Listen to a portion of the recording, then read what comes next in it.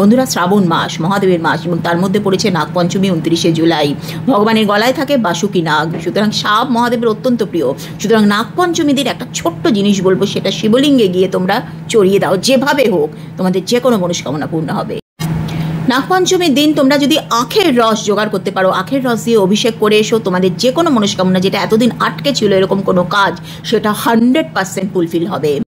জলের মধ্যে চিনি মিশিয়ে সেই চিনি মিশ্রিত জল দিয়ে যদি অভিষেক করতে পারো মহাদেবকে, তাহলে তোমাদের আর্থিক কষ্ট, দারিদ্রতা, যাদের জন্মকুষ্ঠিতে দারিদ্র যোগ রয়েছে, সেটা দূর হয়ে যাবে। কালকে যদি দই দিয়ে অভিষেক করতে পারো, তাহলে ঐশ্বর্য, ধন, দৌলত, লাক্সারি এগুলো আসবে। কাল মধু দিয়ে যদি অভিষেক করতে পারো, তাহলে তোমাদের খারাপ সম্পর্ক, পরিবারের মধ্যে কারোর সাথে কারোর মিলমিশ নেই, ঝামেলা ঝাঁটি, দাম্পত্য কলহ লেগেই রয়েছে, সেটা দূর হয়ে যাবে।